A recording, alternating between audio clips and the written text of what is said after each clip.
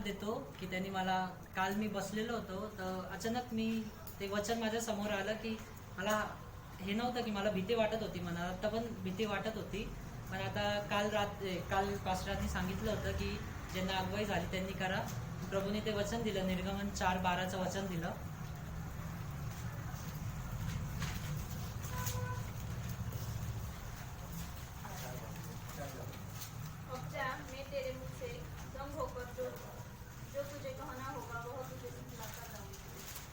मला माहित नव्हतं की मी हातवरती करून दिला की प्रभूने ते वचन दिलं की जेव्हा तू जाशील तेव्हा तुला जे बोलायचं आहे ते तू नाही, ते मी तुझ्या मधून बोलल की जसं तुला पटल तसं. मी बसलो होतो प्रभूकडं प्रार्थना करत, मी एकदम शांत बसतो, मी रोज बसतो प्रभूसोबत बात करतो. आणि मी बसलेलो होतो तर प्रभूने अचानक सांगितलं, त्यांनी माझ्या जीवनात खूप साऱ्या गवाही दिलेल्या आहे आणि त्या वचनांनी मला प्रोटेक्ट करून ठेवले. म्हणजे जे वचन मी दिवसातून अध्याय वाचतो ना, त्याच्यामधून एक वचन राहतं आणि ते दिवसभर मी गुणगुणत राहतो, ते वचन माझ्या मनातच असतं. पण मग जसं मी कामावरती जातो ना, तिथं माझे फ्रेंड्स लोक आहे सगळे, आणि ते असं शिवी गाडी करतात, ते करतात, ते सगळं खूप ते असं वाईट वाटतं की मला वाईट वाटतं आता की तिकडं असं तसं चालतं. मग अचानक मी बसतो, मग फोन असतो माझ्याकडे, कधी बायबल असतं, मग त्याच्यामधून मी वचन काढतो तर अचानक माझ्यासमोर ते वचन आलं, एक स्तोत्र संहिताचं 1चं पहिलं वचन आणि दुसरं वचन. धन्य है वह पुरुष जो दुष्टों की युक्ति पर नहीं चलता और न पापियों के मार्ग में खड़ा होता और न ठट्ठा करने वालों की मंडली में बैठता है, परंतु वह तो यहोवा की व्यवस्था से प्रसन्न रहता और उसकी व्यवस्था पर रात दिन ध्यान करता रहता है. ते वचन प्रभूने मला दिलं की तू त्यांच्या मार्गात नको बसू, त्यांच्या मार्गात उभं नको राहू, की मग ते असंच अगवाई होते. आणि मला हमेशा अगवाई होत राहते की मी आता माझ्याकडे गाडी नाही आहे तर मी चालत जातो. त्या दिवशी गाडी नव्हती तर मी अचानक चालत चाललो होतो रस्त्याने, तर इथून पार मी घरपर्यंत चालत गेलो. माहीत नाही किती पण अंतर आहे ते माहिती नाही मला, पण मी चालत चालत गेलो. त्याच्यामध्ये प्रभू बोलत होता, मला अगवाई करत होता. मग अचानक मी वर्शिप करायला लागलो, तर मग इथून जाता जाता मी वर्शिप करत करत करत करत पार घरपर्यंत गेलो, प्रभूसोबत बात करत गेलो. अचानक मी घरी गेल्यानंतर मला वचन प्रभूने दिलं की 100व स्तोत्राचं दुसरं वचन दिलं.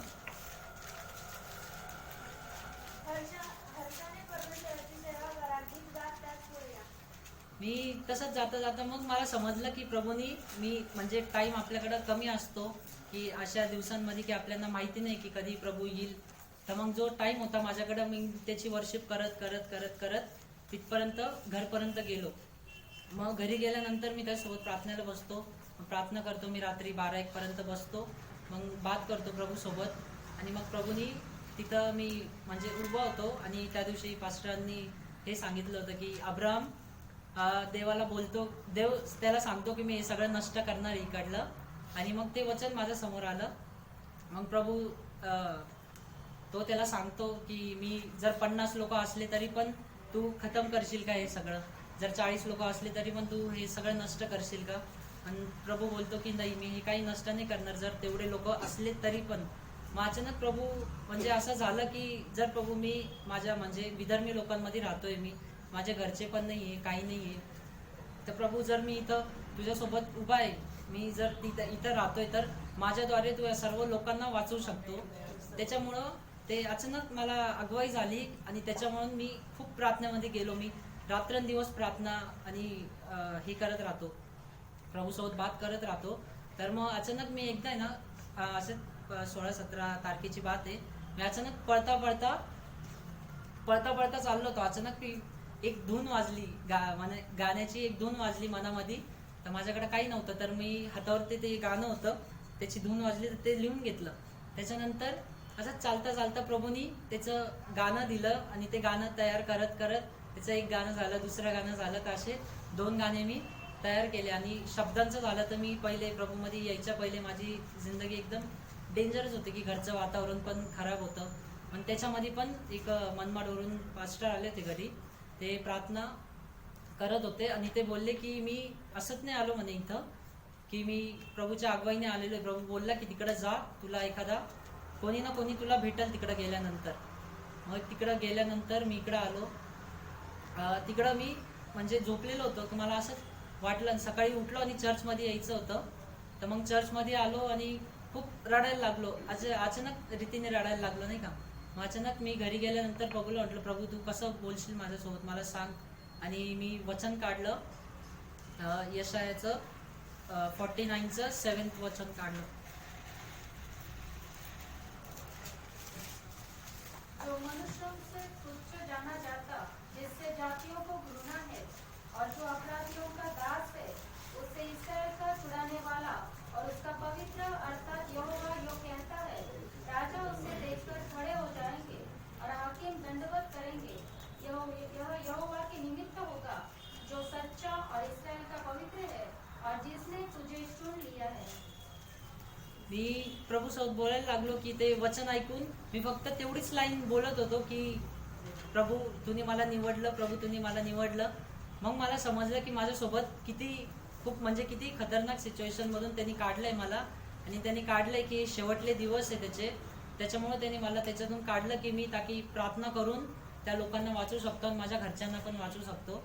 त्याच्यामुळे माझा संदेश असा होता की वचन जे आपल्याकडे येतं, जर मी एक अध्याय वाचतोय तर तो पूर्ण माझ्या मनामध्ये नाही राहत, पण एक वचन राहतं. पण ते एक वचन मी घेऊन माझ्या मनात ठेवतो आणि त्याचं रात्रंदिवस मी मनन करत राहतो. मग ते वचन माझ्या अंतःकरणात राहतं. आणि प्रोव्हर्ब्समध्ये सांगितलंय की तुझ्या हातावरती तू वचन लिही. मी ते वचन वाचलं आणि त्याच्यानंतर मी हातावरती वचन लिहित गेलो की 1 सोडून 2, 2 सोडून 2. मग कधी पण कामामध्ये माझं म्हणजे ध्यान नाही लागलं तर मग हातावरतीच असतं. ते आत्ता पण हातावरतीच आहे माझ्या. तर मी वचन लिहितो आणि मग ते बघतो आणि मग त्याच्यावरती मनन करतो. मग असे वचन मी घेऊन ते खूप सारे वचन तयार झाले. मग मी एका ह्याच्यावर लिहून टाकले. असे 15-20 वचन झाले ते. मग त्याच्यामध्ये मी असं जर प्रार्थनेला बसलो तर प्रार्थनेद्वारे ते वचनांद्वारे माझी प्रार्थना निघते. पवित्र आत्मा ते वचन मला आठवून देतो. मग त्याच्याद्वारे मी प्रार्थना करतो. मला हेच सांगायचं होतं की जे वचन येतं की ते पूर्ण वाचू नाही शकत आपण, पण त्याच्यामधलं एक पण वचन आपल्या मनात राहिलं तर ते एक वचन आपल्याला एवढ्या संकटातून वाचवतं आणि आपल्याला प्रभूसोबत जोडून ठेवतं. एक अटॅचमेंट ठेवतं प्रभूची की त्याच्यासोबत आपण संगती करू शकतो. त्याच्यामुळे प्रेज द लॉर्ड.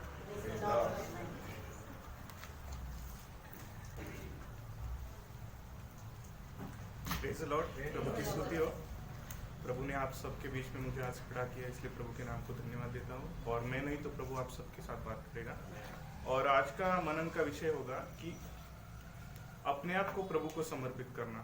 तो इसके आधार में हम लोग एक वचन पढ़ेंगे, याकूब का पत्री उसका 4 अध्याय उसका 7 वचन। इसलिए परमेश्वर के अधीन हो जाओ और शैतान का सामना करो तो वह तुम्हारे पास से भाग निकलेगा। Praise Lord.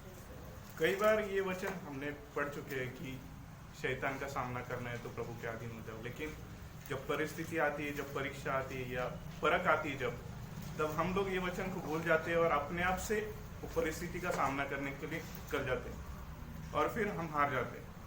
इसलिए प्रभु इधर कहता है कि परमेश्वर के अधीन हो जाओ। इसलिए हम ये बात को समझने के लिए पुराने नियम में जाएंगे, अनुवाद का किताब उसका 1 अध्याय और उसका 42 से 44 तक।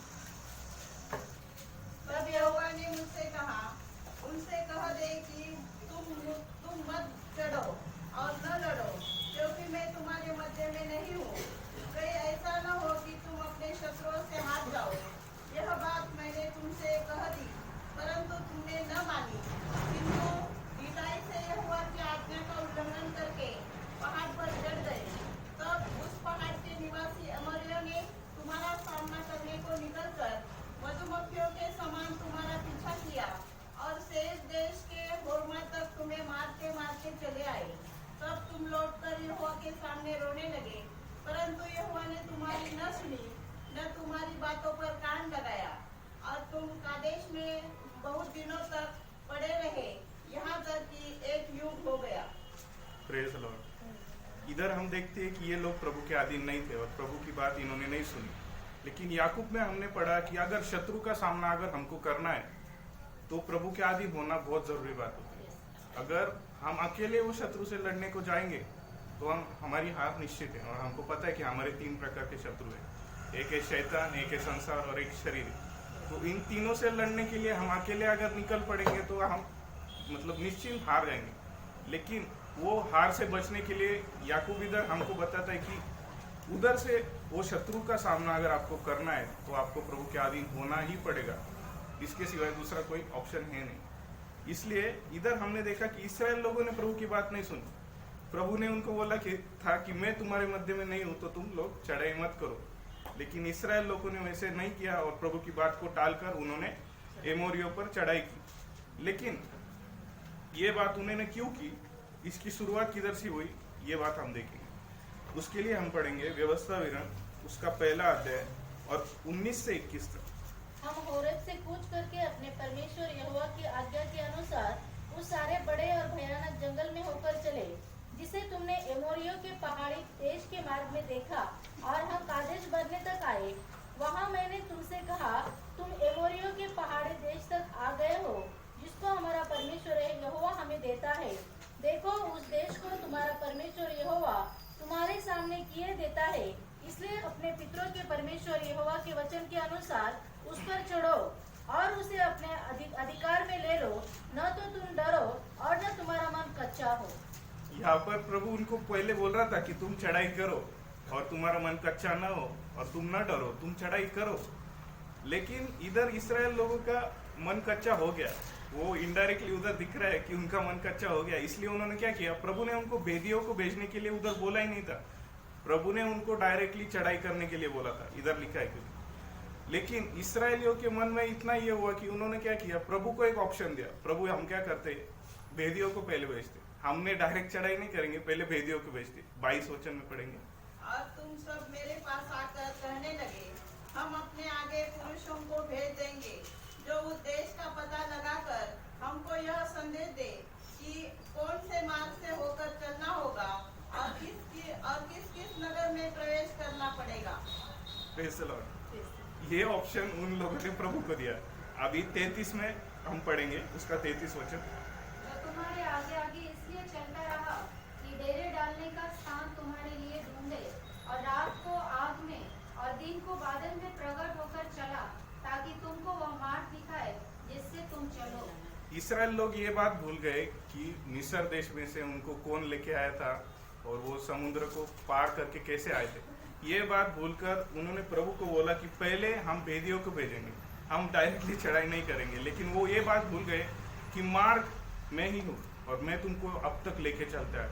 उन्होंने प्रभु को ये कारण बताया उसके 23 वचन में, 23-24 में। इस बात से प्रसन्न होकर मैंने तुम में से 12 पुरुष अर्थात गोत्र पीछे एक पुरुष चुन लिया, और वे पहाड़ पर चढ़ गए और एशकोल नामक नाले को पहुंचकर उस देश का भेद दिया। और उसका 22 का आखिरी वर्ष जो कौन से मार्ग से होकर चलना होगा और किस किस नगर में प्रवेश करना पड़ेगा। जब मिस्र में से इस्राएल लोग निकले थे तब उनको कौन से मार्ग से जाना है ये पता बिल्कुल नहीं था, क्योंकि उनको विश्वास था कि जिसने हमको छुड़ाया है वो हमको आगे भी ले चलेगा। लेकिन अभी जब इधर वो आते हैं तो वो बोलते हैं कि कौन से मार्ग से चलना है ये पता करने के लिए हमको भेदिए को भेजना पड़ेगा। प्रभु ने उनको पहले बोल दिया था कि तुम लोग डायरेक्टली जाके चढ़ाई करो, क्योंकि मैं तुम्हारे साथ हूँ और मैं तुम्हारा मार्ग हूँ। तो कौन से मार्ग से जाना है ये तुम्हारे पता करने की जरूरत नहीं, क्योंकि मैं तुम्हारा मार्ग हूँ, मैं तुम्हें ले चलूंगा। लेकिन इस्राएल लोगों ने क्या किया कि प्रभु को बताया कि प्रभु पहले हम भेदियों को भेजेंगे। इसलिए प्रभु ने क्या किया, 34 वचन। परंतु तुम्हारी वे बातें सुनकर यहोवा का कोप भड़क उठा और उसने यह शपथ खाई, निश्चय इस बुरी पीढ़ी के मनुष्य में से एक भी उस अच्छे देश को देखने न पाएगा जिसे मैंने उनके पितरों को देने की शपथ खाई थी।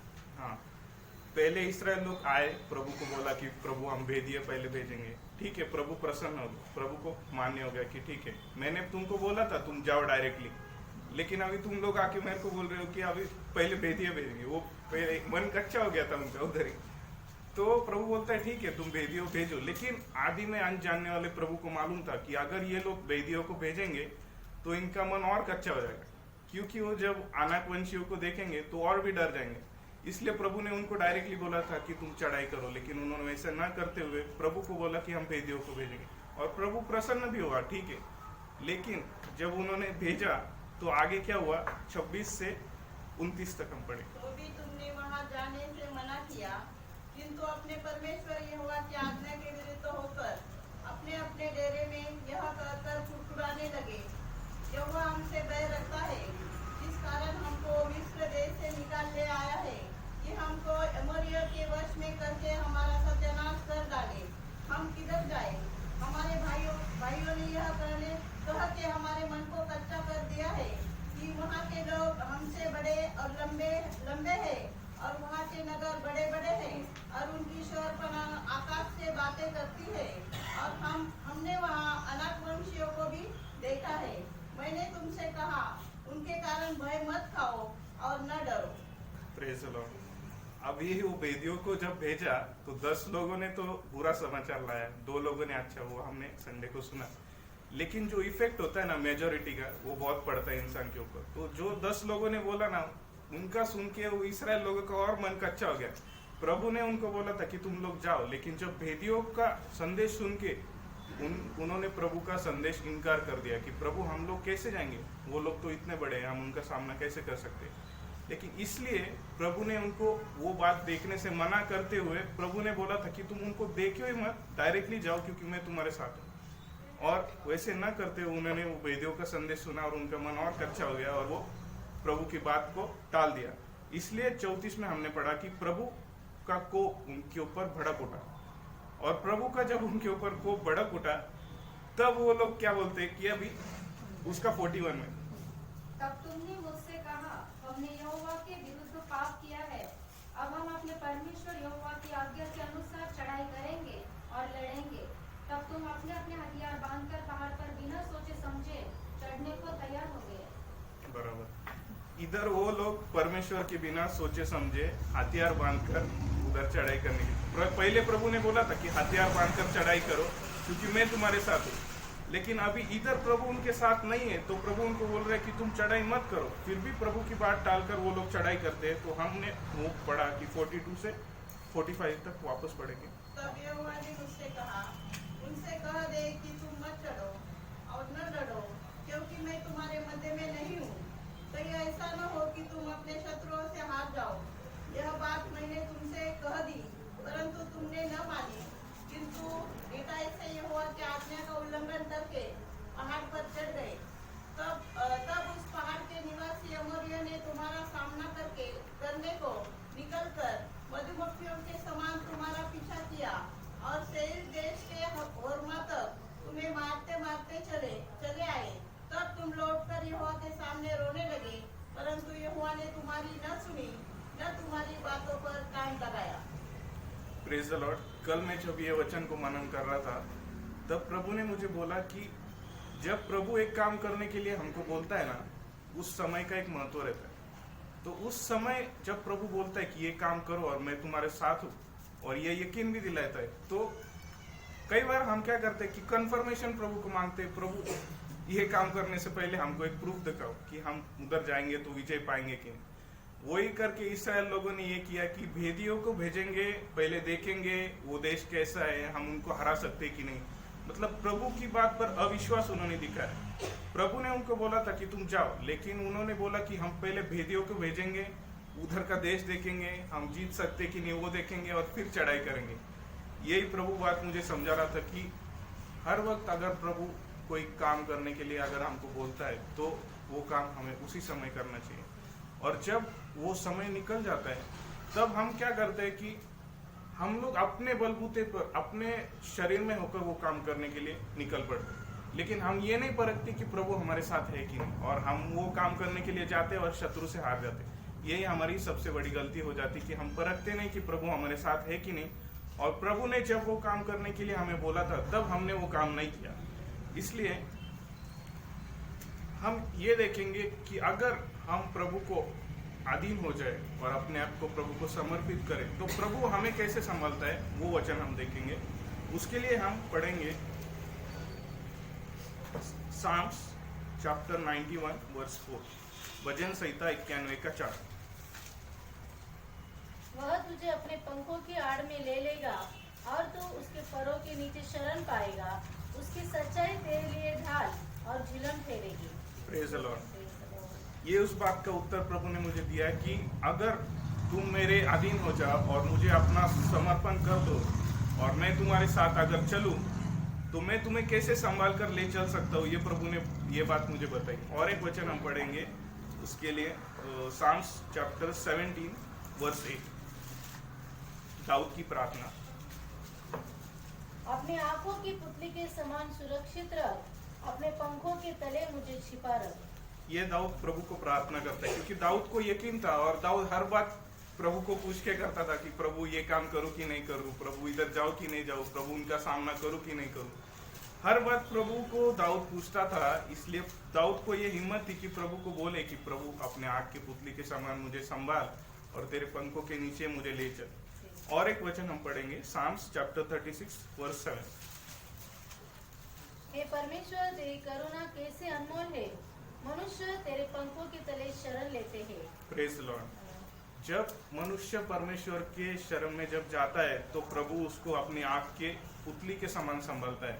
और अगर मनुष्य अकेले ही वो शत्रु का सामना करने के लिए जाए, अपने बलबूते पे स्वयं पर जाए, तो शत्रु से निश्चित हार जाता है। लेकिन इस बात को प्रभु मुझे सिखा रहा था कि अगर मैं तेरे साथ हूँ और मैं अगर तुझे ले चलता हूँ तो मैं तुझे कैसे संभालूंगा। अगर शत्रु सामने आया, मतलब शत्रु तो हर बार शैतान ही नहीं, संसार भी होता है, शरीर भी होता है, लेकिन इन बात का सामना करने के लिए प्रभु अगर हमारे साथ है तो प्रभु हमें अपने पंखों के नीचे संभाल कर लेके चलता है। इसलिए एक दृष्टांत प्रभु ने मुझे दिया, एक समझाया, वो आपके साथ बांटना चाहता हूँ। एक बार क्या होता है कि एक आदमी एक 2 मंजिल का घर बनाता है, तो बहुत बड़ा घर बनाता है और उसका इनॉग्रेशन वगैरह सब हो जाता है।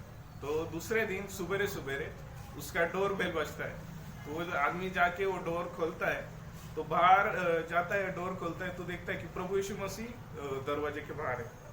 तो वो बहुत आनंदित हो जाता है कि प्रभु मेरे घर पे आया आज। तो उसको इतनी खुशी होती है कि वो प्रभु को अंदर लेके आता है, प्रभु का पौनाई करता है और प्रभु को बिठाता है। फिर प्रभु को बोलता है कि अभी प्रभु आप मेरे घर पे आए हो, तो मैंने ये नया घर बनाया है, तो अभी आप मेरे साथ ही रहना। तो प्रभु बोलता है ठीक है बेटे, मैं आपके साथ रहूंगा। तो उसके बाद दूसरे दिन मतलब वो व्यक्ति क्या करता है, प्रभु को एक कमरा देता है, प्रभु आप ये कमरे में रहना, आज आप मेरे साथ ही रहना, मैं आपको देख के बहुत खुश हूँ। तो प्रभु बोलता है ठीक है बेटे, मैं अभी आज से इधर ही रहूंगा। उसके बाद प्रभु को कमरा देता है, प्रभु खुश हो जाता है, प्रभु वो कमरे में रहने लगता है। उसके बाद दूसरे दिन वापस एक बार डोरबेल बजती है और वो जाके खोलता है, तो शैतान रहता है बाहर। तो शैतान क्या करता है, उसको बहुत मारता है, उसको बहुत ये करके उसको घायल करके छोड़ देता है। तो उसको इतना दुख होता है कि मैंने घर बनाया, प्रभु भी मेरे साथ है, कल ही प्रभु आया था, मैंने शैतान को भी मालूम है कि प्रभु ये घर में रहता है, फिर भी उसने मुझे ऐसे क्यों मारा और क्यों घायल कर दिया। प्रभु मेरे घर में रहता है, ये तो शैतान को मालूम है। तो फिर वो घायल अवस्था में अंदर जाता है रोते रोते और प्रभु से बोलता है कि प्रभु शैतान बाहर आया था और उसने मुझे इतना मारा, मुझे इतना घायल किया, लेकिन प्रभु आप बाहर क्यों नहीं आए। तो प्रभु उसके बात का कोई उत्तर नहीं देता। प्रभु क्योंकि बहुत व्याकुल हो जाता है उस समय, उस बात का कोई उत्तर नहीं देता। फिर इसके बाद क्या होता है, वो व्यक्ति क्या करता है, उसको थोड़ा सा समझ में आता है। वो क्या करता है, 2 मंजिल का घर था ना, तो वो क्या करता है कि प्रभु आप है ना वो छोटे से कमरे में मत रहो, मैं आपको दूसरा मंजिल देता हूँ, आपका ऊपर का मंजिल, नीचे का मंजिल मेरा। तो प्रभु बोलता है ठीक है। तो वैसे प्रभु करता है और प्रभु दूसरे मंजिल पे रहने लगता है। वापस तीसरे दिन डोरबेल बजता है, तो इंसान वापस वो डोर खोलने के लिए जाता है और डोर खोलता है तो वापस देखता है तो शैतान बाहर रहता है। तो वो सोचता है कि अभी कल ही आया था, कल इसने मुझे इतना घायल किया, मारा। तो शैतान क्या करता है, उसको वापस मारता है, बहुत घायल करता है। और वो इतना सोचने लगता है कि अभी तो प्रभु को पूरा ऊपर का मंजिल मैंने दिया, लेकिन फिर भी क्यों मुझे घायल करके लेके जा, मतलब मारता है और वापस भाग जाता है। तो ये बात को उसको समझ में नहीं आ रहा था कि अभी मैं क्या करूं। तो वापस रोते रोते अंदर प्रभु के पास जाता है कि प्रभु को बोलता है, प्रभु वो डोर पे वापस शैतान आया था, उसने मुझे ऐसे ऐसे मारा। प्रभु उसकी अवस्था देखकर बहुत व्याकुल हो जाता वापस। लेकिन उसको एक बात समझ में आती, मैंने पहले प्रभु को एक छोटा सा कमरा दिया, फिर उसके बाद मैंने ऊपर का मंजिल दिया, अभी मैं एक काम करूंगा, ये पूरा घर ही प्रभु को दे दूंगा और प्रभु के नाम पे कर दूंगा। तो प्रभु बोलता है ठीक है, तो प्रभु को पूरा घर दे देता है। तो उसके दूसरे दिन वापस से डोर बेल बजता है, लेकिन अभी दरवाजा खोलने के लिए कौन जाएगा? वो बात है। वो घर जब वो व्यक्ति का था तब वो उसका पूरा समर्पण प्रभु को नहीं था, और जब तक हमारा पूरा समर्पण, जब तक जिस अवस्था में हम जाना चाहिए प्रभु को पूरा समर्पण जब तक नहीं करते, तब तक हम प्रभु का पूरा महिमा नहीं देख सकते। वही बात प्रभु मुझे समझा रहा था। और वो दिन क्या हुआ कि वापस से डोर बेल बजा, जब डोर खोला तो उल्टा हो गया, शैतान वहां से भाग गया और प्रभु ने डोर खोला, और वो पीछे से आदमी आया तो वो इतना खुश हो गया कि इस बार प्रभु ने डोर खोला और प्रभु ने मुझे बचा लिया।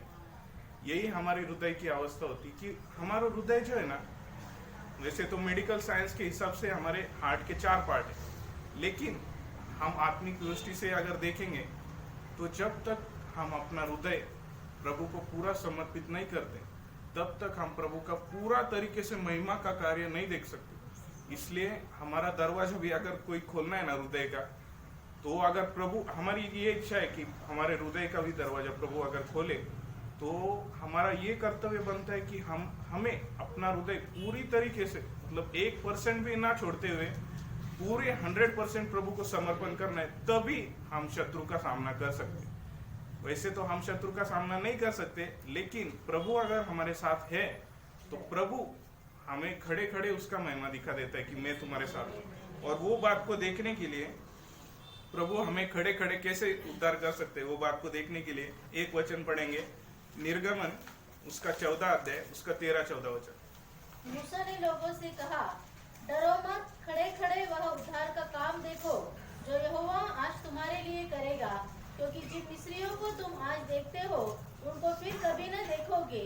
यहोवा आप ही तुम्हारे लिए लड़ेगा, इसलिए तुम चुपचाप रहो।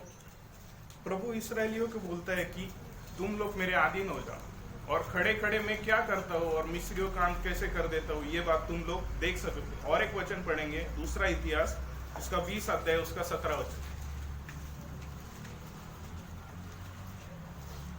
इस लड़ाई में तुम्हें लड़ना न होगा, हे यहूदा और हे यरूशलेम, ठहरे रहना और खड़े रहकर यहोवा की ओर से अपना बचाव देखना।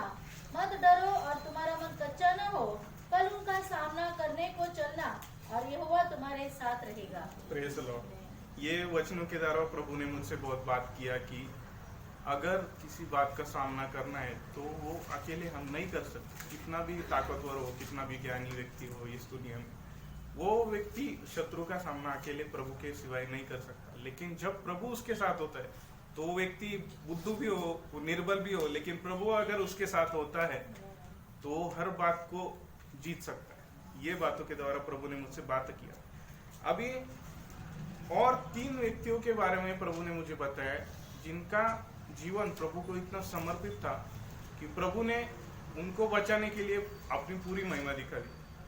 तो हम वो बात को जानने के लिए आएंगे दानियल की किताब में, उसका 3 अध्याय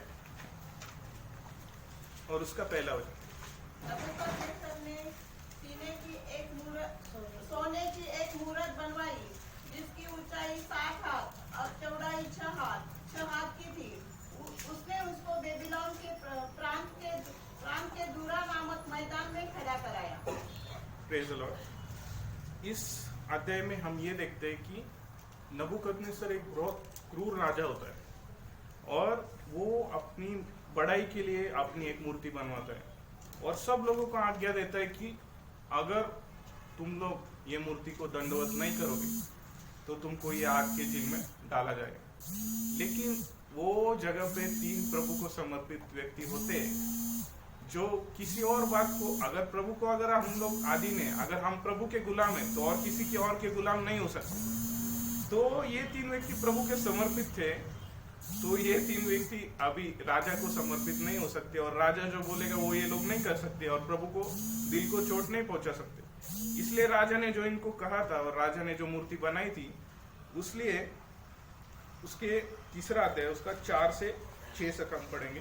तब इंद्रियों ने ऊंचे शब्दों से पुकार कर कहा, हे देश देश और जाति जाति के लोगों और भिन्न भिन्न भाषा बोलने वालों, तुमको यह आज्ञा सुनाई जाती है कि जिस समय तक नरसिंगे, बांसुरी, वीणा, सारंगी, सितार, शहनाई आदि सब प्रकार के बाजों का शब्द सुनो। तुम सब उसी समय गिरकर नबूकदनेस्सर राजा की खड़ी कराई हुई सोने की मूरत को दंडवत करो। जो कोई गिरकर दंडवत न करेगा वह उसी घड़ी धधकते हुए भट्टे के बीच में डाल दिया जाएगा। इस कारण उस समय जो ही सब जाति के लोगों को नरसिंगे, बांसुरी, वीणा, सारंगी, सितार, शहनाई आदि सब प्रकार के बाजों का शब्द सुन पड़ा, जो ही देश और जाति के लोगों और भिन्न भिन्न भाषा बोलने वालों ने गिरकर उस सोने की मूरत को जो नबूकदनेस्सर राजा ने खड़ी कराई थी दंडवत की। Praise Lord. मिलिट्री में एक कहावत है कि अगर एक व्यक्ति है ना, अगर मौत से नहीं डरता तो एक तो झूठ बोल रहा है, नहीं तो वो एक गुरखा है। गुरखा एक मिलिट्री में बहुत ही खतरनाक रेजिमेंट होता है। तो हमारे लिए ये बात वो गोरखा कमांडो से भी बहुत बढ़कर है, क्योंकि मौत से अगर कोई नहीं डरता और ये दुनिया को अगर जानना है तो वो एक मसीह व्यक्ति होता है। मसीह व्यक्ति एक ऐसा व्यक्ति है कि उसको मौत से बिल्कुल डर नहीं, क्योंकि उसका जो आखिरी शत्रु मृत्यु है उसको प्रभु ने क्रूस पर नाश कर दिया। इसलिए शद्रक, मेशक, अबेदनगो को प्रभु ने इतना सहायता किया और इतना शक्ति प्रदान किया कि उन्होंने राजा को भी बोल दिया कि राजा आपने ये मूर्ति बनाया है, लेकिन हम लोग तो यहूदी लोग हैं और हम प्रभु का भय मानने वाले लोग हैं, हम आपकी ये मूर्ति को दंडवत नहीं कर सकते। ये बात सुनकर राजा को बहुत गुस्सा आ जाता है। तब नबूकदनेस्सर क्या करता है, दानियल उसका 3रा अध्याय उसका 19 से 22 तक। तब नबूकदनेस्सर झुंझला उठा और उसके चेहरे का रंग शद्रक, मेशक और अबेदनगो के प्रति बदल गया। उसने आज्ञा दी कि भट्टे को 7 गुना अधिक धक्का दो। फिर अपनी सेना में के कई बलवान पुरुषों को उसने आज्ञा दी कि शद्रक, मेशक और अबेदनगो को बांधकर उन्हें धधकते हुए भट्टे में डाल दो। तब वे पुरुष अपने मोजों, अंगरखे और बागों और अन्य वस्त्रों सहित बांधकर उस धधकते हुए भट्टे में डाल दिए गए। 22। वह भट्टा तो राजा की दृढ़ आज्ञा होने के कारण अत्यंत धधकाया गया था। इस कारण जिन पुरुषों ने शद्रक, मेशक और अबेदनगो को उठाया वे ही आग की आग में से जल मरे। राजा का ये क्रोध इतना इसलिए बढ़ा, वो क्रोध को समझने के लिए हम उसके 16 से 18 तक पढ़ेंगे। राजा क्यों इतना भड़क उठा, उसका क्रोध क्यों इतना भड़क उठा। शद्रक, मेशक और अबेदनगो ने राजा से कहा, हे नबूकदनेस्सर, इस विषय में तुझे उत्तर देने का हमें कुछ प्रयोजन नहीं जान पड़ता। हमारा परमेश्वर जिसकी हम उपासना करते हैं वह हमको उस धधकते हुए भट्टे की आग से बचाने की शक्ति रखता है। वरन हे राजा, वह हमें तेरे हाथ से भी छुड़ा सकता है। परंतु यदि नहीं तो हे राजा, तुझे मालूम हो कि हम लोग तेरे देवता की उपासना नहीं करेंगे और न तेरी खड़ी कराई हुई सोने की मूरत को दंडवत करेंगे। Praise Lord. Shadrach, Meshach, Abednego का 16वां वचन में हम जब पढ़ते हैं उनका उत्तर कि राजा उनको बोलता है, तब वो लोग ये जरूरी नहीं समझते कि राजा को उत्तर देना, क्योंकि अगर हम लोग प्रभु को अगर समर्पित है, अगर प्रभु हमारा स्वामी है और हम उसके अगर गुलाम है या दास है, तो उत्तर देने का अधिकार भी प्रभु को है, हमको नहीं। तो इस बात को समझकर शद्रक, मेशक, अबेदनगो उनको बोलते कि हे नबूकदनेस्सर, इस विषय में तुझे उत्तर देने का हमें कुछ प्रयोजन नहीं जान पड़ता। हम ये बात का उत्तर आपको नहीं दे सकते, लेकिन एक ही बात बताएंगे, उसका 17 वचन। हमारा परमेश्वर जिसकी हम उपासना करते हैं वह हमको उस धधकते हुए भट्टे की आग से बचाने की शक्ति रखता है। वरन हे राजा, वह हमें तेरे हाथ से भी छुड़ा सकता है। Praise Lord. उन लोगों ने जब वो नबूकदनेस्सर का बात सुना तो भयभीत ना होते हुए राजा को ये उत्तर दिया कि हमें प्रयोजन जान नहीं पड़ता कि आपको क्या उत्तर दे, क्योंकि राजा उनको कारण पूछता हो कि क्यों तुम ये दंडवत नहीं कर रहे हो, क्यों ये मूर्ति को दंडवत क्यों नहीं कर रहे हो। लेकिन शद्रक, मेशक, अबेदनगो इधर राजा को बोलते कि हमें आपको उत्तर देने का प्रयोजन नहीं है, लेकिन हम ये बात आपको सिर्फ ये बात बता सकते हैं कि जो हमारा परमेश्वर है वो जीवित है और आपके हाथों से और ये आग से भी बचाने के लिए सामर्थ रखता है। इस बात को देख के वो नबूकदनेस्सर गुस्सा हुआ था। लेकिन 18 वचन में जब हम पढ़ते हैं, उसका 18 वचन 3 का 18, परंतु यदि नहीं तो हे राजा, तुझे मालूम हो कि हम लोग तेरे देवता की उपासना नहीं करेंगे और न तेरी खड़ी कराई हुई सोने की मूर्त को दंडवत करेंगे। एक अधीन हुआ व्यक्ति या एक समर्पित व्यक्ति का ये पूरा 100% हम यहाँ पे देख सकते हैं कि ठीक है, हम एक गुलाम है और प्रभु हमारा स्वामी है। अगर प्रभु हमारे ऊपर ध्यान भी नहीं दे, ये लूका में हम पढ़ते हैं कि हम यदि एक कुछ काम करके आए और प्रभु को बोले कि हमने, तो उस बात का हम गौरव नहीं ले सकते, क्योंकि हम एक गुलामी है। हमारा कर्तव्य है कि वो प्रभु को काम करना है। लेकिन यहाँ पर 18 में वो बोलते कि ठीक है, हम ये मूर्ति को तो दंडवत नहीं करेंगे, क्योंकि हमें एक नियम शास्त्र दिया गया है और वो हिसाब से हम पालन करते।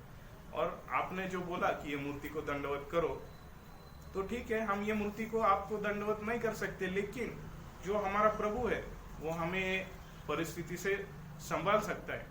और यदि नहीं भी, ठीक है, प्रभु नहीं भी संभाल सकते, फिर भी हम अपनी जान देने के लिए तैयार हैं। ये बात का एक समर्पण, मतलब ठीक है, प्रभु मदद करेगा, परिस्थिति आई तो प्रभु मदद करेगा, शत्रु से हमारे लिए लड़ेगा। लेकिन कई बार प्रभु नहीं आता है, उसके पीछे भी कुछ तो कारण होता है। जैसे स्टीफन की अवस्था में प्रभु उतर के नहीं आया, लेकिन इधर आया, क्योंकि इधर एक गवाही होनी थी कि मैं उतर के आ सकता हूँ और मेरी महिमा उनको दिखानी थी। लेकिन स्टीफन की अवस्था में उसको और प्रतिफल देना था और उसको अवस्था में और प्रभु को समीप जाना था और प्रभु के करीब जाना था, इसलिए प्रभु वो अवस्था में नहीं आया। लेकिन पुराने नियम में प्रभु को स्वयं को प्रकट करना होता था, क्योंकि इस्राएल लोग ऐसे ही विश्वास नहीं करते थे, क्योंकि तभी आत्मा नहीं था। तो ये बात को जानकर शद्रक मेशक अबेदनगो बोलते ठीक है, प्रभु हमें बचाएगा आपके हाथ से, लेकिन अगर नहीं भी बचाएगा तो भी हमको कोई परवाह नहीं, हम अपनी जान देने के लिए तैयार है। ये बात का भी समर्पण वो जब नबूकदनेस्सर देखता है तो वो लोगों को बोलता है कि 7 पट और बढ़ा देना आगे क्योंकि ये लोगों का समर्पण मुझे बहुत गुस्सा दिला रहा है। और जब ये नबूकदनेस्सर करता है तो हम पढ़ेंगे 24 से 25, 24 और 25, तीसरा अध्याय। तब नबूकदनेस्सर राजा अचंभित हुआ और घबराकर उठ खड़ा हुआ और अपने मंत्रियों से पूछने लगा, क्या हमने उस आग के बीच 3 ही पुरुष बंधे हुए नहीं डलवाए? उन्होंने राजा को उत्तर दिया, हाँ राजा, सच बात है। फिर उसने कहा, अब मैं देखता हूँ कि 4 पुरुष आग के बीच खुले हुए टहल रहे हैं और उनको कुछ भी हानि नहीं पहुंची, और चौथे पुरुष का स्वरूप ईश्वर के पुत्र के सदृश है। तो राजा ने जब आज्ञा दी कि अभी शद्रक मेशक अबेदनगो को वो दधकते हुए आग में डाल दो, क्योंकि उन्होंने मेरा बहुत अपमान किया, मेरी मूर्ति को दंडवत करने के लिए बोला तो इन्होंने इनकार किया और बोला कि हमारा एक जिंदा प्रभु है, वो हमको बचा सकता है, तो अभी देखेंगे इनका प्रभु जिंदा है कि नहीं। तो उसने डाल दिया। लेकिन जिन लोगों ने वो आग में डाला वो तो जल गए। लेकिन जब नबूकदनेस्सर ने देखा कि हमने तो 3 ही व्यक्ति डाले थे, ये चौथा अंदर कैसे गया, तो उसने कंफर्म किया कि अरे अपन ने 3 ही डाले थे कि 4 डाले थे तो वो देखता है, उनको मंत्रियों को पूछता है, अरे अपन ने तो 3 ही डाले थे, चौथा कैसे गया।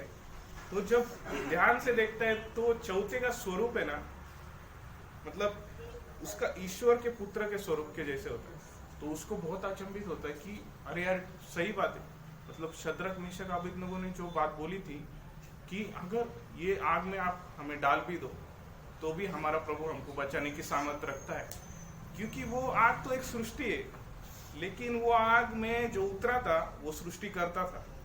जिस आग को प्रभु ने स्वयं बनाया था वो उसमें अगर उतरता है तो वो आग की कोई ताकत नहीं है शद्रक मेशक अबेदनगो को जलाने की। उसी अवस्था में जब सृष्टिकर्ता स्वयं हमारा आज पिता है और वो हमारे साथ रहता है और पवित्र आत्मा हमारे अंदर रहता है, तो हमें कोई बात की चिंता करने की जरूरत नहीं। और ठीक है, प्रभु ने हमको नहीं भी संभाला वो अवस्था में, लेकिन प्रभु का कोई प्लान दूसरा रहता है प्रभु के महिमा के लिए, और प्रभु ने वो अवस्था में हमें नहीं छुड़ाया। जैसे पौलुस को बोला कि मेरा अनुग्रह तेरे लिए काफी है, पौलुस का कांटा प्रभु ने नहीं हटाया, लेकिन पौलुस को बोला कि मेरा अनुग्रह तेरे लिए काफी। उस अवस्था में कई बार प्रभु हमें मदद भी नहीं करता है, लेकिन प्रभु का उसके महिमा के लिए कोई और प्लान होता है कि इससे मुझे और इस व्यक्ति को ज्यादा महिमा मिले। तो इस बात को देखते हुए जब वो शद्रक मेशक अबेदनगो को डालता है और जब देखता है कि अरे यार ये तो जले नहीं, मैंने तो इनको डाला था 3 लेकिन अंदर दिख रहे 4, तब वो इतना ये अचंभित होता है। तो 26 से 28 तक हम पढ़ेंगे। फिर नबूकदनेस्सर उस धधकते हुए भट्टे के द्वार के पास जाकर कहने लगा, हे शद्रक, मेशक और अबेदनगो, हे परम प्रधान परमेश्वर के दासों, निकल कर यहाँ आओ। यह सुनकर शद्रक, मेशक और अबेदनगो आग के बीच से निकल आए। जब अधिपति, हाकिम, गवर्नर और राजा के मंत्रियों ने जो इकट्ठे हुए थे उन पुरुषों की ओर देखा, तब उनकी देह में आग का कुछ भी प्रभाव नहीं पाया और उनके सिर का एक बाल भी न झुलसा, न उनके मोजे कुछ बिगड़े, न उनमें जलने की कुछ गंध पाई गई। नबूकदनेस्सर कहने लगा, धन्य है शद्रक, मेशक और अबेदनगो का परमेश्वर, जिसने अपना दूत भेजकर अपने इन दासों को इसलिए बचाया क्योंकि इन्होंने राजा की आज्ञा न मानकर तुझी पर भरोसा रखा और यह सोचकर अपना शरीर भी अर्पण किया कि हम अपने परमेश्वर को छोड़ किसी देवता की उपासना या दंडवत न करेंगे। नबूकदनेस्सर राजा एक क्रूर राजा था और उसको कैसे नम्र करना है ये बात को दिखाने के लिए प्रभु ने शद्रक, मेशक, अबेदनगो को वो आग में जाने दिया और उनकी गवाही के कारण नबूकदनेस्सर को पता चला कि इस्राएल में एक परमेश्वर है। जैसे मतलब गोलियत और दावीद का कहानी कि गोलियत जब आ रहा था तो वो इस्राएलियों को ये बोल रहा था कि इस्राएल में कोई मतलब तुम्हारा परमेश्वर है कि नहीं और इस्राएलियों में कोई योद्धा है कि नहीं। वो बात कोई प्रभु इनको दिखाना चाहता था कि नबूकदनेस्सर को कि इस्राएल में एक सच्चा प्रभु है और वो जिंदा है और वो आग में से 1 पट हो या 7 पट हो वो बचाने का सामर्थ्य रखता है। ये बात को मुझे जब प्रभु समझा रहा था कि अगर हम पूर्ण हृदय से प्रभु को अगर समर्पित है तो अगर प्रभु हमें बचाए या न बचाए, अंत में हम प्रभु के साथ ही रहने वाले और प्रभु हमें प्रतिफल देने ही वाला है। और अगर नहीं बचाता है तो प्रतिफल और जाता रहता है और अगर बचाता है तो ये संसार में प्रभु की महिमा होती है और उसकी गवाही तैयार होती है। तो प्रभु ये वचनों के द्वारा मुझसे बात कर रहा था और मुझे ये समझाया कि देखो बेटे कि कोई भी अवस्था में ना कभी आप अकेले नहीं हो, तो प्रभु आपके साथ है। मतलब आपने प्रभु को ग्रहण किया है तो आपने पूरे दिल से ग्रहण करना चाहिए, वो एक कंडीशन है। मतलब आपको सिर्फ हृदय का एक भाग, दूसरा भाग, तीसरा भाग ऐसे नहीं, तो पूरा हृदय प्रभु को समर्पित करना है, पूरा शरीर प्रभु को समर्पित करना है। ये प्रभु शरीर आपका है, अपने शरीर के सब अंगों को प्रभु को समर्पित करना है कि प्रभु ये शरीर के जो भी अंग है वो भी सब आपके, जो भी है सब प्रभु आपके महिमा के लिए। जब ये व्यक्ति ऐसा निर्णय लेता है ना, तब प्रभु उसका महिमा उस व्यक्ति के द्वारा कर सकते हैं। वो महिमा वो व्यक्ति स्वयं नहीं लेता तो प्रभु उसके द्वारा, क्योंकि प्रभु एक कोई पात्र चाहिए होता है। ये संसार में प्रभु को काम अगर करना है तो प्रभु अभी स्वयं नहीं आ सकता, तो प्रभु ऐसे लोगों को ढूंढता है कि जिनमें होकर मैं ये काम कर सकता हूँ। वैसे ही अगर हम कोई मतलब दुकान में से एक चीज लेके आते हैं तो उसका बाहर एक पैकिंग होता है और उसके अंदर वो प्रोडक्ट रहता है, तो महत्व उस बॉक्स का रहता है कि बाहर का नहीं, उसके अंदर जो वस्तु है ना उसका महत्व रहता है। वैसे ही ना हम एक पैकिंग के जैसे, हमारा कोई महत्व नहीं, लेकिन सब महत्व, सब आदर, सब महिमा जो है वो हमारे जो अंदर है ना प्रभु परमेश्वर, उसका सब महिमा है। और हमें यही बात खुद को याद दिलानी पड़ती हर बार कि मेरी महिमा नहीं होनी चाहिए, और अगर मेरी कोई बड़ाई भी करता है तो वो मेरी नहीं होनी चाहिए बल्कि मेरे पिता की और मेरे प्रभु की होनी चाहिए। तो इन वचनों के द्वारा प्रभु ने मुझसे बहुत गहराई में बात किया है। कई बार मैंने ये वचनों को पढ़ा लेकिन ये नजरिए से मुझे कभी समझा नहीं, लेकिन कल जब मैं प्रार्थना में बैठा तो मैं प्रभु को बोल रहा था कि प्रभु अभी मैं क्या बोलूं, मैं तो नहीं बोल सकता, लेकिन तभी प्रभु ने मुझे वचनों के द्वारा ये सब प्रकटीकरण दिया कि बेटे आप ये वचन बोलो, मैं आपके द्वारा बोलूंगा। तब मैंने प्रभु को बहुत धन्यवाद दिया। तो प्रभु इन वचनों के द्वारा आपको आशीष। Praise the Lord. कितने लोग प्रभावित हुआ? सचमुच में बहुत बड़ा गहरी बात, प्रभु ने बहुत बड़ा कार्य किया। ये भी एक चमत्कार था। प्रभु के हाथ में समर्पण करेगा तो प्रभु इस्तेमाल करेगा। मैं पहले सोचता है कि जोई के बारे में, जोई तो 2 साल का बच्चा, मैंने 2 महीने का बच्चा है, छोटा बच्चा, लेकिन उसको खड़ा होने के लिए हिम्मत मिला। एक बड़ी बात है ना, खड़ा होकर के मुझे पक्का मालूम है कई जगह पर है ना, आप थोड़ा मतलब 5 मिनट थोड़ा बोल के बोलते ठीक है बोलेंगे, थोड़ा प्रोत्साहन करेगा तो इधर सामने तक आएगा। प्रभु आप आशीष दे। चल दिया, ऐसा है वो मैंने पाया। कई लोग मतलब हिम्मत बांध करके आया, सामने आ गया तो घबरा गया, आपने देखा होगा उधार पाने के बाद में आप लोगों ने कई बार जब गवाही देने के लिए कई बार निर्णय लिया, लेकिन बोल नहीं पाया, खड़ा होने के लिए हिम्मत नहीं। और जब पहली बार जब बोला, प्रभु पिछला महीना और पिछला हफ्ता बहुत अच्छा सा संभाला, धन्यवाद, बाकी क्या बोल रहा है नहीं आया। अभी अपन समझता है तो मानो इतना बोल दिया तो बाकी मानो अपन समझ लेता है, लेकिन बात क्या है कि इतना भी हिम्मत मिला। अभी आपको मालूम है ये सब है मानो प्रभु में भरोसा करने का कारण है ना। अभी जो ही ऐसा खड़ा हो गया, प्रभु ने उनको इतना सामर्थ्य दिया। जैसे अभी आपको मालूम है यिर्मयाह को प्रभु ने जब बुलाया अलग किया, तो आपको सबको मालूम है पहला अध्याय है, हाँ यिर्मयाह उसका पहला अध्याय है। वहां पर यिर्मयाह भी प्रभु को बोलता है, प्रभु मैं अभी ये लोगों को जाकर क्या बोलूं, है ना। यिर्मयाह पहला अध्याय है, उसका 5 वचन से पढ़ना। मैंने तुझ पर चित्त लगाया और उत्पन्न होने से पहले ही मैंने तेरा अभिषेक किया। मैंने तुझे जातियों का भविष्यद्वक्ता ठहराया। तब मैंने कहा, हाय प्रभु यहोवा, देख मैं तो बोलना भी नहीं जानता, क्योंकि मैं लड़का ही हूँ। देखो मैं लड़का है प्रभु, अभी मैं इतना अभी मतलब छोटा बच्चा है, मतलब मैं क्या बोलूं है। लेकिन प्रभु क्या बोलते हैं, परंतु यहोवा ने मुझसे कहा, मत कहो कि मैं लड़का हूँ, क्योंकि जिस किसी के पास मैं तुझे भेजूं वहाँ तू जाएगा, और जो कुछ मैं तुझे आज्ञा दूं वही तू कहेगा। तू उनके मुख को देखकर मत डर, क्योंकि तुझे छुड़ाने के लिए मैं तेरे साथ हूँ, यहोवा की यही वाणी है। देखा, बहुत बड़ी बात है। एक बात को जानना है कि पहली बात हमें प्रभु में आश्रय लेगा तो, प्रभु में भरोसा करेगा तो प्रभु जरूर इस्तेमाल करेगा, है ना। ये एक बहुत बड़ी बात है। मतलब मैं प्रभु के साथ है, जब भी मुझे खड़ा होगा तो प्रभु वचन देगा, है ना। यही वही तो बात बोला, प्रभु मुझको वचन देगा, है। मूसा बोल रहा था, प्रभु मेरे को बोलने के लिए भी नहीं होता है ना, प्रभु ने मेरा जीव कौन दिया है। उसका 10 वचन से पढ़ना, जब निर्गमन 4 अध्याय का जो जोई ने पढ़ा था। मूसा ने यहोवा से कहा, हे मेरे प्रभु मैं बोलने में निपुण नहीं, न तो पहले था और न जब से तू अपने दास से बातें करने लगा, मैं तो मुंह और जीभ का भद्दा हूँ। यहोवा ने उससे कहा, मनुष्य का मुंह किसने बनाया है, और मनुष्य को गूंगा या बहरा या देखने वाला या अंधा मुझ यहोवा को छोड़ कौन बनाता है। अब जा, मैं तेरे मुख के संग होकर जो तुझे कहना होगा वह तुझे सिखलाता जाऊंगा। देखा कितना बड़ा बात है।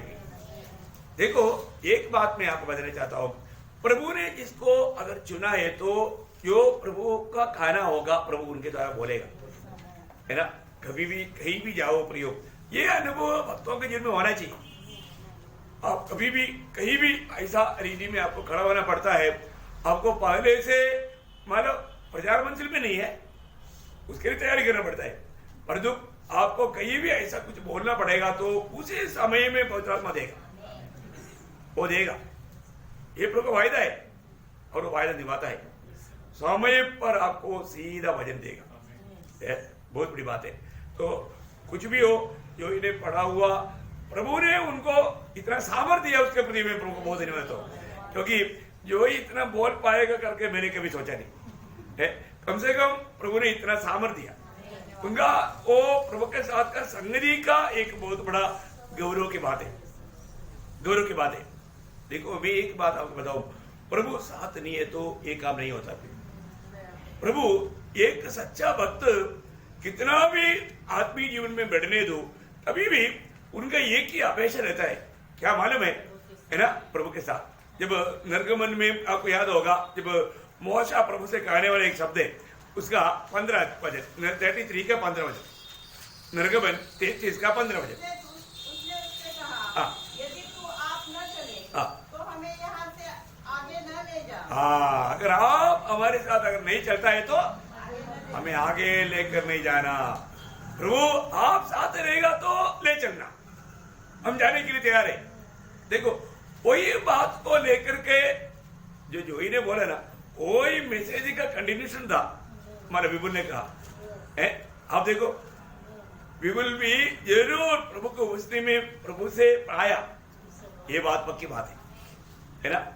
देखो प्रियो, प्रभु का अधीन हो जाओ, क्या करना? प्रभु का अधीन हो जाओ। सबसे बड़ी बात है, आत्मिक जीवन पूर्ण रूप में लड़ाई का जीवन है। इस लड़ाई के जीवन में हमें प्रभु का अधीन हो जाना और हमारा समर्पण सही है कि नहीं, ये भी परखना। देखा, अभी आपने देखा ना, आज बहुत लोग है ना, अभी भी प्रभु के लोग शैतान से डरता है। क्यों? जीवन समर्पण नहीं किया। अभी वो समर्पण करने का वो जो दृष्टांत बताया, कितना अनोखा बात है। आज भी बहुत लोगों ने हृदय में 1-2 कमरा प्रभु को दिया, बाकी पूरा अपना है? फिर ऐसा रहेगा तो फिर क्या होगा प्रियो? है? हाँ, वो जरूर उनको डर आएगा, वो जिंदगी में कई बार ठोकर खाएगा। प्रियो, हमारे समर्पण को परखो। सही प्रकार मेरे जीवन को मैंने प्रभु के लिए समर्पण किया क्या? संपूर्ण जीवन है। अभी भी देखेगा तो कई जगह पर रोशनी पहुंचा ही नहीं है, क्योंकि प्रभु को वहां पर सब हमारा फ्रीडम नहीं, प्रभु को सीमा लगा कर रखा है। देखो कितना दुखदायी बात है प्रियो, है? प्रभु को संपूर्ण निधि में हम समर्पण करेगा तभी। अभी देखा, एक कमरा दिया, ऊपर का पूरा मंजिल दिया, लेकिन हर गया ना, है? शैतान का मार खाया, लेकिन पूरा जीवन दिया या पूरा घर दिया, तो फिर क्या हो गया? फिर खोलने वाले कौन है? प्रभु है। Praise Lord. देखा, हमारे जीवन में अगर हम संपूर्ण समर्पण किया है तो हमारा जीवन का हर कदम में प्रियो प्रभु को दिखाई देगा, प्रभु को दिखाई देगा। अभी आप देखो प्रभु को जो आदर करेगा भक्त, प्रभु उसका आदर करेगा और उनकी द्वारा प्रभु का महिमा करेगा। शद्रक मेशक अबेदनगो के जीवन में जब समस्या आया, वो लोग राजा नेबूकदनेस्सर को इतना मामूली समझ कर बात किया, एकदम मामूली। देखो राजा, तेरे से बात करने की कोई जरूरत नहीं हमको। देखो क्या भाषा, आप देखो, आपने वो भाषा शैली देखो, तेरे से क्या बात करने का, क्योंकि तुमको जीवित परमेश्वर को नहीं मारे, हम तो हाई हमारे कॉन्टेक्ट में है, तो क्या चीज है हमारे बीच में? वो बोलने का बात वो है, अरे हमको परमेश्वर के साथ का कनेक्शन है, तो क्या होता है, तेरे से क्या बात करने का है? देखा, क्योंकि हमारे यहाँ परमेश्वर हमको छुड़ा सकता है। अगर परमेश्वर की इच्छा नहीं छुड़ाना है तो नो प्रॉब्लम, तभी भी हम तेरे बात नहीं मानेगा, हम प्रभु का बात मानेगा। देखा क्या बात है प्रिय, यही बात है, यही एक परीक्षा है। जब प्रेरित लोगों के जीवन में भी धमकी आया, बोला इस नाम से प्रचार नहीं करना है, उनको धमकाया है, तुम लोग ऐसा नहीं करना। लेकिन प्रेरित लोगों ने क्या बोला है? प्रेरित लोगों का हम 4 अध्याय के 19 वचन, परंतु पतरस और यूहन्ना ने उनको उत्तर दिया, तुम ही न्याय करो। क्या यह परमेश्वर के निकट भला है कि हम परमेश्वर की बात से बढ़कर तुम्हारी बात माने? लेकिन हम लोग आज करता है, परमेश्वर की बात से बढ़कर दुनिया की बात मानता है। तो हम परमेश्वर का सच्चा भक्त है? नहीं प्रिय, ऐसा लोग, क्योंकि वो कोई ना कोई डर उनको सता रहा है, क्योंकि मानो प्रतिकूल आएगा, विरोध आएगा, अभी समस्या आएगा, समस्या से डर रहा है? समस्या से डर रहा है। देखा प्रियो, हमारे जीवन में अभी भी हम प्रभु को कहां तक महत्व देता है? हमारे प्रभु को अभी भी हम कहां तक जानता है? हमारे प्रभु कौन है? हम उस प्रभु के बारे में एकदम समझ करके ऊंचा कर पाता है क्या? ये एक बहुत बड़ी बात है हमारी जानकारी। जो व्यक्ति प्रभु में भरोसा रखता है, प्रभु उसका हमारा जिम्मेवारी लेता है। ये एक बात जानना, जो व्यक्ति, अगर आप अपने जीवन में आपने प्रभु में भरोसा रखा, प्रभु ने आपका पूरा जिम्मेवारी लिया। प्रभु बोलता है कि अभी मैं तुम्हारा काम कर लेगा, तुम्हें मेरे ऊपर भरोसा है ना, बस तुम्हारा काम हो गया। वाह, क्या है ना 73 का 24 चला पढ़ना, ये सब। तू सम्मति लेता हुआ मेरी अगुवाई करेगा, और तब मेरी महिमा करके तुझको अपने पास रखेगा। मुझको अपने पास रखेगा। और क्या चाहिए? प्रभु हमें आलोचना देकर चलाएगा। प्रभु की आलोचना को ठल्ला नहीं प्रियो, उसमें हमें बना रहना। कितना बड़ी बात है ना? प्रभु का आलोचना, प्रभु बोलता है आगे बढ़, अरे प्रभु समुद्र है ना, आगे बढ़। देखो क्या बात है, प्रभु बोल दिया तो फिर आगे बढ़ना काफी है। प्रभु कैसा काम करता है, हमारे प्रभु को हमने कितनी रीति में अनुभव में लाया प्रभु, फिर भी कई बार छोटी छोटी बातों में लोग घबरा जाता है। प्रभु ने हमारे जीवन में दिया हुआ उन अनुभवों को तक लोग भूल जाता है जल्दी है, ऐसे नहीं भूलना चाहिए। मैं प्रभु को बहुत धन्यवाद देता हूँ, प्रभु का महिमा हो है। हमारे बच्चों का तारीफ नहीं करना, प्रभु का महिमा। प्रभु किसी को भी अपना महिमा के लिए इस्तेमाल कर सकता है, ये बात प्रभु ने प्रकट किया। ओके, हमारे प्रशंसा महिमा का योग्य हमारे प्रभु है। प्रभु ने यह काम किया, प्रभु ने उनको प्रभु का महिमा के लिए इस्तेमाल किया है। उन लोगों का उत्साह और भी बढ़े और भी बहुतों के लिए एक प्रोत्साहन बने, उसके लिए आप लोग भी प्रार्थना में याद करना, क्योंकि जो व्यक्ति अपने जीवन को संपूर्ण समर्पण करेगा प्रभु जरूर उसके प्रभु का महिमा के लिए इस्तेमाल करेगा। प्रियो, तो आइए प्रियो अपनी आंखें बंद करिए। प्रभु ने हमसे आज भी बातचीत किया है।